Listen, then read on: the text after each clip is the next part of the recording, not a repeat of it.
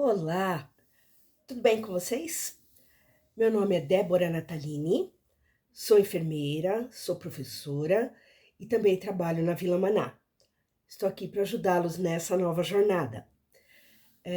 Vamos falar um pouco nessa primeira aula a respeito do que é o cuidador, o que ele faz, quais são os 3 pilares do envelhecimento e qual a diferença entre autonomia e independência desse idoso, porque essa diferença é muito importante para você entender todo o curso, tá bom? Então, vem comigo nessa jornada e vamos começar a aula 1. Vamos lá? O cuidador de idosos é o profissional encarregado de preservar a qualidade e autonomia da pessoa idosa. Lembrando que nós vamos falar ainda de independência e autonomia, ok? Estou chamando a atenção porque é importante.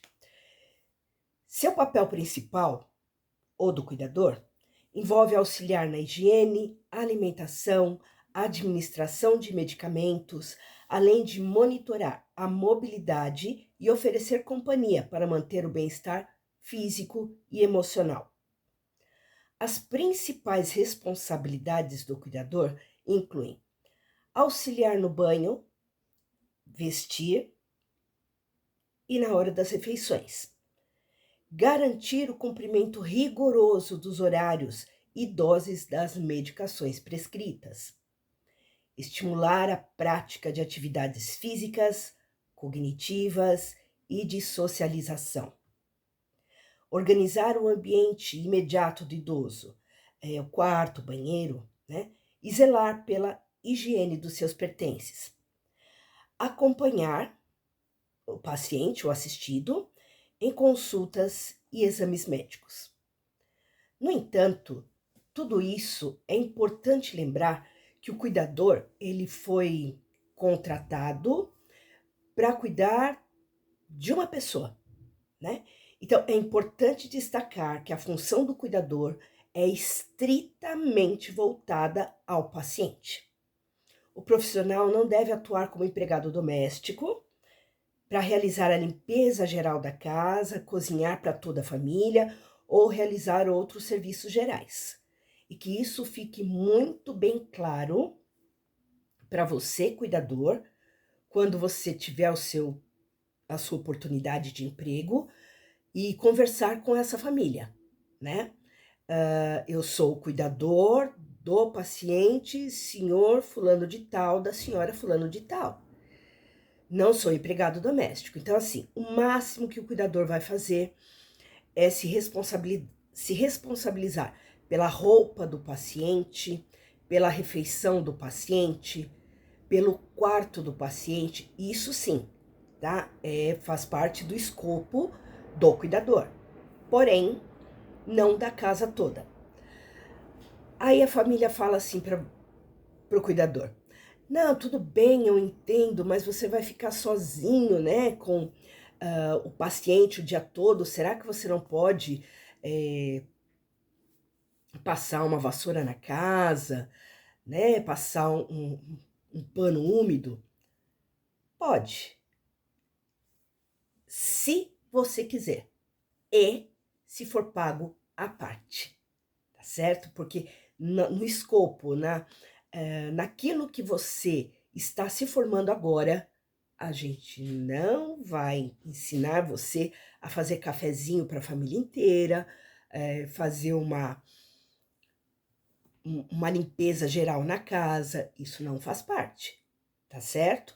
Pode ser feito? Pode, se você se dispuser a fazê-lo, e tudo muito bem conversado com a família, sempre, tá certo? Porque se você fizer, por exemplo, um dia você resolver lavar a louça da casa, nas entrelinhas, a família vai entender que a louça será sua.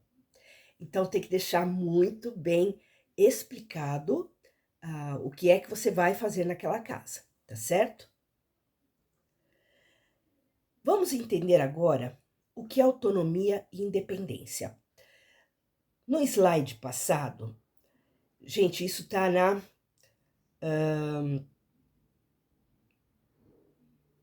no slide 6, na página 6 da sua apostila, ou no slide 6, tá? Lá no comecinho da aula, eu falei a respeito do cuidador, que ele vai auxiliar a autonomia desse paciente. Mas o que é autonomia? Vamos entender. Autonomia é capacidade de tomar decisão e gerenciar a própria vida, enquanto a independência é a habilidade física e mental de realizar tarefas diárias sem auxílio. Então, um idoso, ele pode ser autônomo e dependente, precisando da ajuda física, mas mantendo o poder de escolher sua rotina. A diferença entre os conceitos.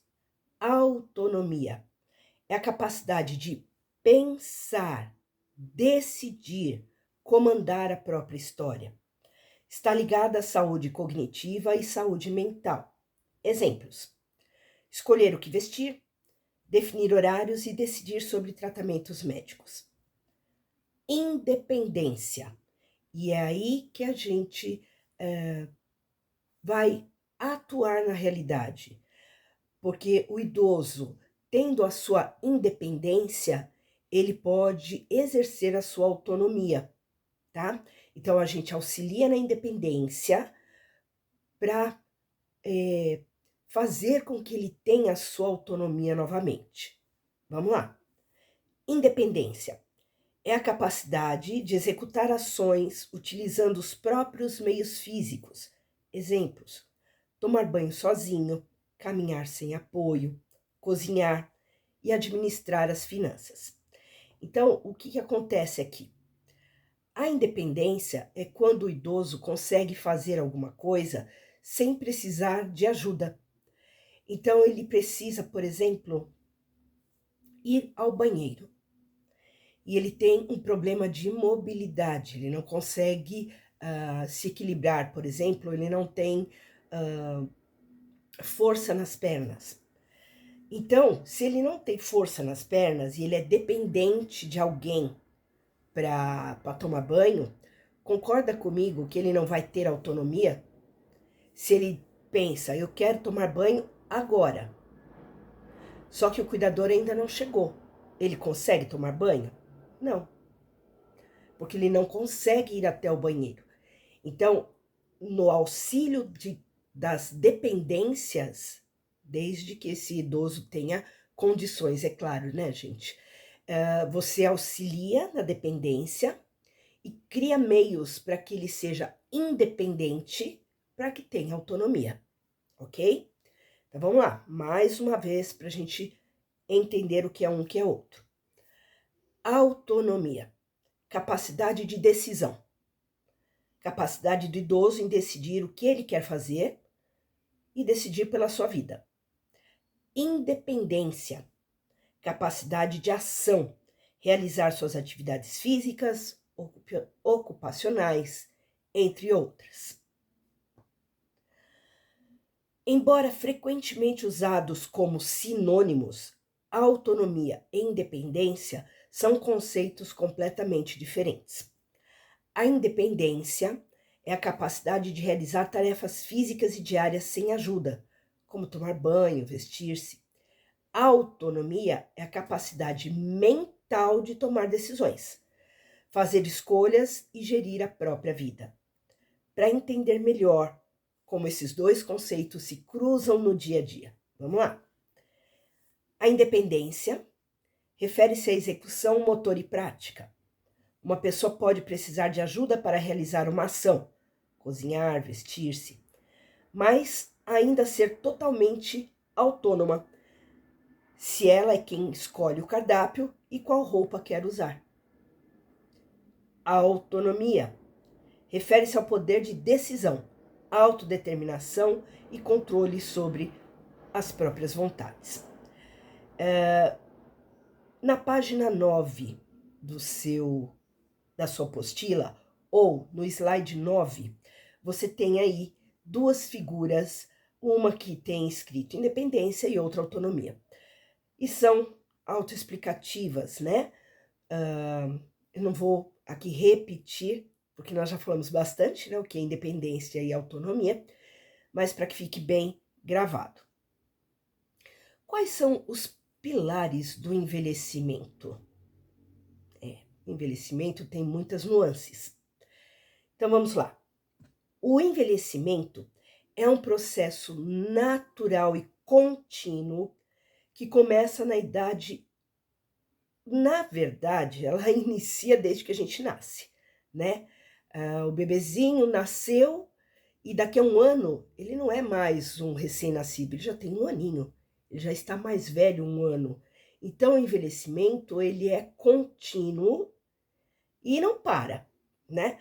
Mas nesse momento do bebê, né, que ele vai crescendo, amadurecendo, envelhecendo, ele vai chegando no ápice, no melhor da vida dele, no melhor do que tem o nosso organismo, na maturidade plena, para que ele possa se desenvolver, para que ele possa se reproduzir, enfim. Chegou naquele ápice. Depois ele começa o declínio.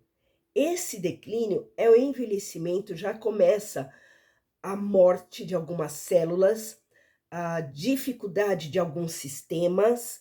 Por quê? Porque ele já fez o seu ciclo. E aí depois começa o declínio. Então, novamente, o envelhecimento é um processo natural e contínuo que começa na idade adulta e envolve alterações físicas, psicológicas e sociais. Ele combina o desgaste biológico natural do corpo com fatores ambientais, como estilo de vida e a exposição solar. Então, um dos pilares do envelhecimento é o processo biológico e físico. A partir dos 30 anos, o organismo inicia um declínio gradual nas funções corporais. Isso envolve a perda de massa muscular e óssea, redução da elasticidade da pele e diminuição da eficiência de órgãos e sentidos. Celularmente, vamos falar lá da nossa célula, né? Há um acúmulo de danos no DNA, a perda da capacidade de replicação celular, fatores que são acelerados por hábitos como tabagismo, sedentarismo e estresse. Nossa, mas com 30 anos já começa esse envelhecimento? Já. Vamos lá, quem aqui nunca ouviu que você tem que passar creme rejuvenescedor, tem que passar os Renil da vida, né? A partir dos 30 anos. Porque você vai começar tendo uma queda do colágeno, e se você não passar esse Renil com 30 anos, você não tem a reposição desse colágeno. Quem nunca? Ou, você só pode ter filhos até 35 anos. Depois dos 35, passa a ser uma gestação geriátrica. Por que isso, gente? Porque o nosso corpo, a partir dos 30 anos, ele começa a envelhecer. No nível celular, lá de dentro para fora. A gente até pode, né, ter aí 40, 50 anos com uma pele maravilhosa, com um corpo bonito, mas biofisiologicamente nós já estamos envelhecendo, tá certo? Então o envelhecimento, ele começa a partir de ser adulto. Então a partir dos 30, 31 anos a gente já começa nesse processo fisiológico e biológico do envelhecimento. Então esse é o primeiro pilar do envelhecimento. Segundo pilar,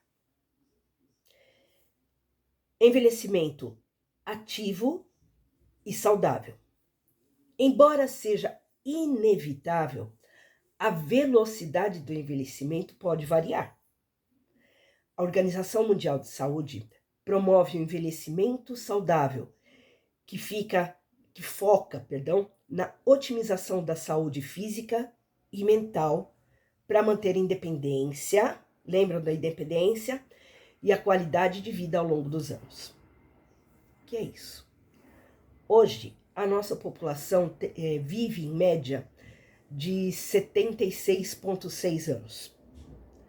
Há 50 anos atrás, a nossa média de idade, a nossa expectativa de vida era de 60 anos.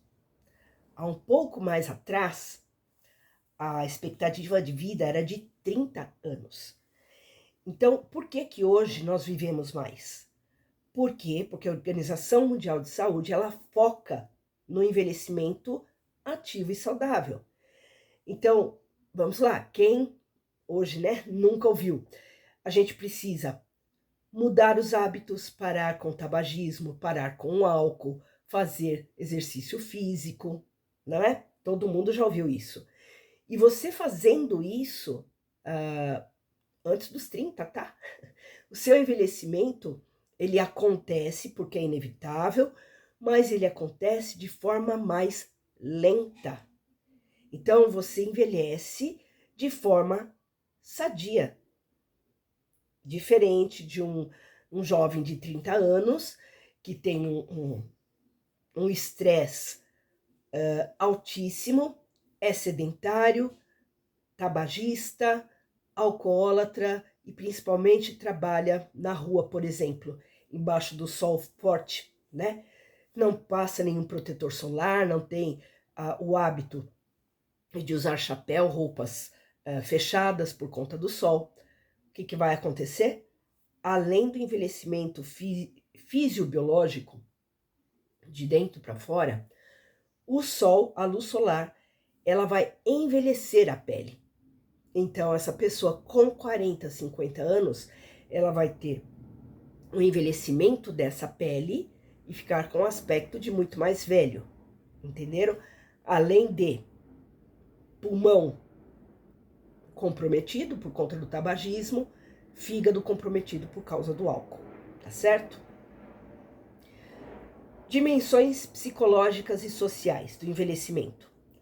Envelhecer também altera a forma como o indivíduo interage com o mundo e processa informações. O envelhecimento sadio preserva a capacidade cognitiva e a autonomia, embora traga novas necessidades emocionais e sociais. Gente, isso é automático, né?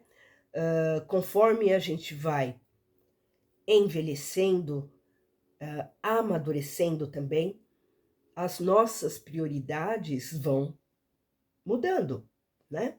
Com 30 anos, eu não quero mais... gente, isso é um exemplo, tá? Não é uma coisa que aconteça com todo mundo, eu só estou exemplificando. Com 30 anos, eu não quero mais saber de ficar indo para balada sexta, sábado e domingo, né? Com 30 anos, teoricamente, eu já deveria ter uma vida estável, um emprego estável, já com uma família estabelecida. Isso é o padrão.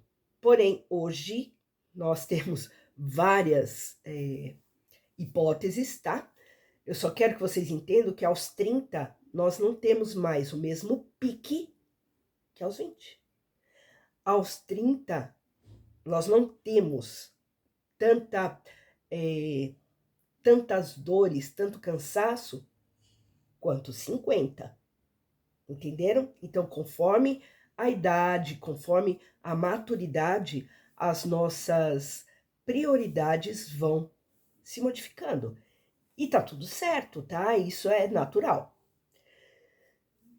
Como preservar e estimular esse envelhecimento sadio? Vamos lá. Manter a dignidade e a qualidade de vida na terceira idade exige incentivo constante e adaptações seguras. Adaptação do ambiente. A remoção de tapetes soltos, instalação de barras de apoio e a melhoria na iluminação reduzem riscos de quedas e promovem a movimentação.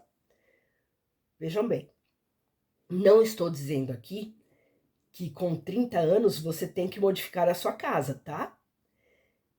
Essas são modificações que a gente faz quando a pessoa já começa a ter uma independência, lembram que é independência e autonomia prejudicada, certo? Não quer dizer que o idoso não possa continuar fazendo as coisas dentro de casa, não possa se movimentar, mas quando ele começa a apresentar algumas dificuldades, essas são as facilidades que podemos, as adaptações que devemos fazer. Evitar a superproteção. Fazer tarefas que o idoso ainda consegue realizar pode acelerar a perda da funcionalidade. O ideal é estimular a execução oferecendo suporte apenas quando necessário. O idoso ele tem um pequeno problema de mobilidade, tá? Onde na adaptação do ambiente existem barras em que ele possa se segurar. E ele resolve beber um copo com água. E aí a gente vê a dificuldade que ele tem para levantar da cama, para se locomover até a cozinha para beber água. Aí o que a gente faz? Ô, coitado, não me custa nada ir lá e pegar o copo com água para ele. Aí você vira para esse idoso e fala assim, senhor fulano, quando o senhor tiver sede, pode me pedir, eu pego água para o senhor. Ou pior, você vai, coloca uma garrafa d'água do lado dele. O que você está fazendo? Você o está ajudando? Não. Você está fazendo com que ele perca a funcionalidade de andar até a cozinha. Então, ao invés de super proteger, incentive. Ah, cuidador, você me traz um copo com água? Seu fulano, vamos até a cozinha, o senhor precisa andar. Vamos fazer um movimento, vamos nos movimentar, vamos andar, né? Para que o senhor consiga depois ir até a sala. Entenderam? Então, isso é você incentivar o idoso a continuar fazendo as coisas que ele ainda tem a funcionalidade e não super proteger e dar tudo na mão, ok? Exercícios físicos e cognitivos. Práticas regulares ajudam a manter o tônus muscular, a mobilidade e o raciocínio, impactando diretamente na independência funcional.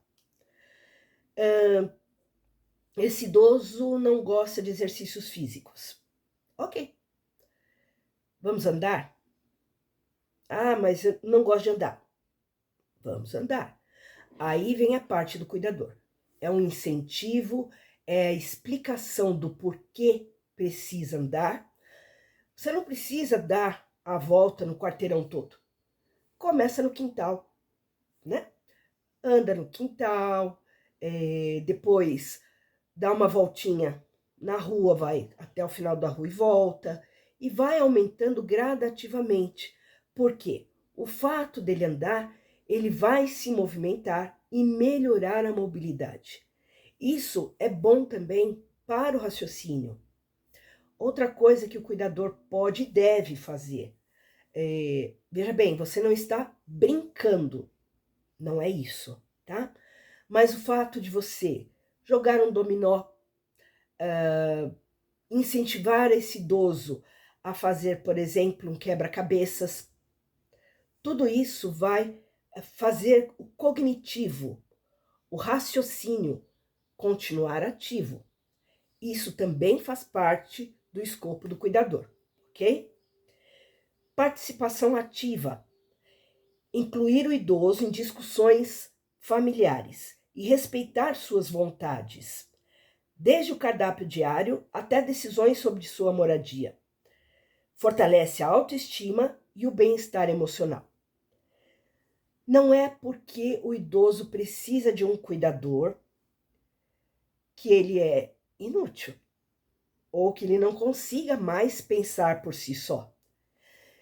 Entendam, quando esse idoso ele tem a capacidade cognitiva, ou seja, o raciocínio preservado, ele pode até ser independente,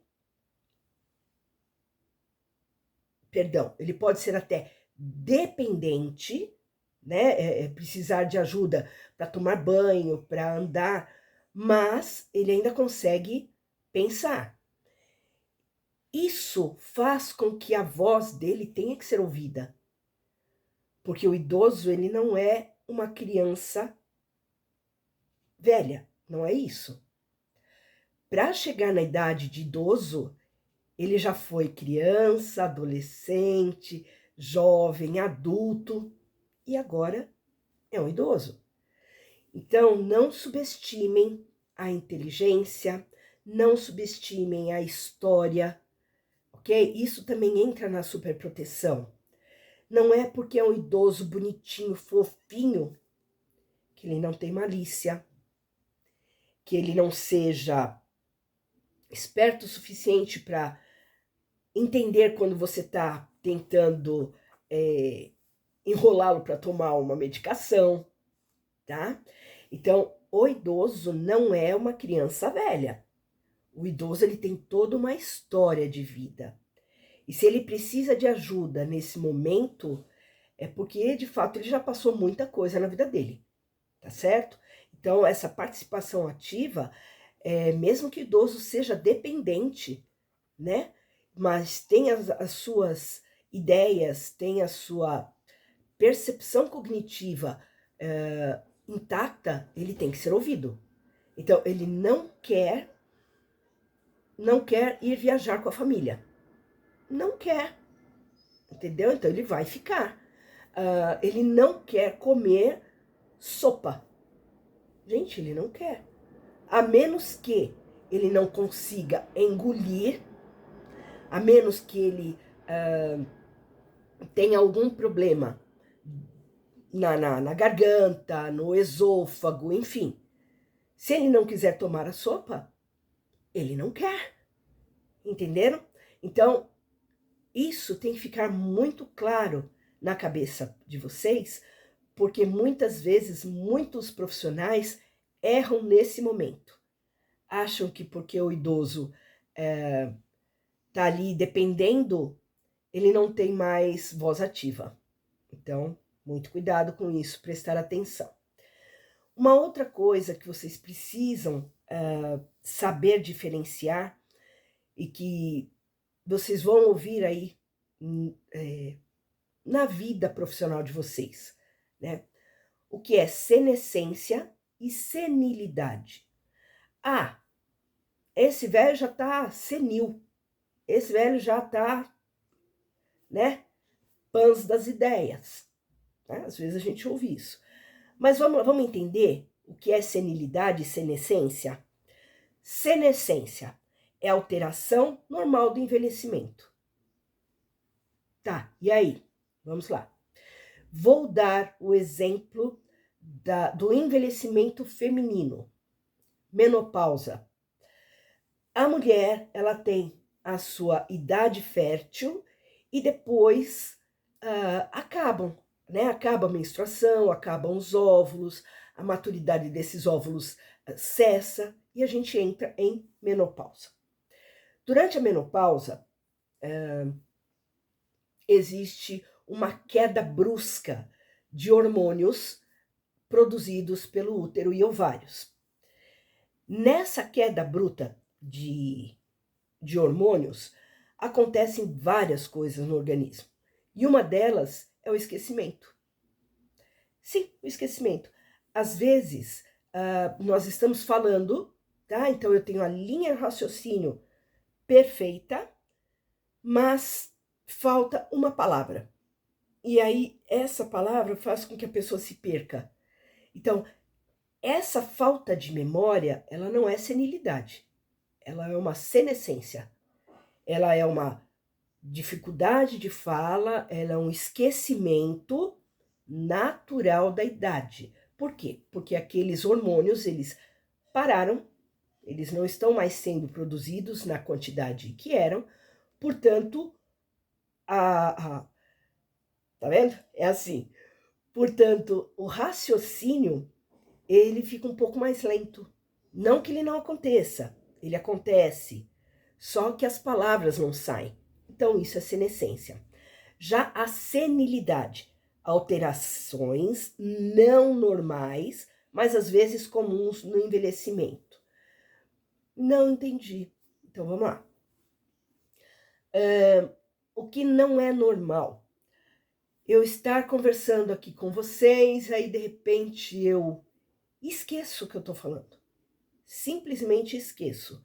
Eu não esqueço a palavra, eu perco a linha do raciocínio. E quando eu volto, eu estou falando alguma coisa que não tem nada a ver com os pilares do envelhecimento. Isso não é normal. Isso sim é um traço, um início de senilidade. Espero que vocês tenham conseguido entender, porque lá na frente, quando vocês ouvirem que um idoso está senil, vocês vão entender que o envelhecimento, algumas coisas que acontecem na vida dele, não são normais do envelhecimento. Sim, ele está idoso, porém, nessa velhice está acontecendo algo a mais. Isso é estar senil, ok? Então, confundir o que é normal com o que é apenas comum no envelhecimento é o maior erro que a gente pode cometer.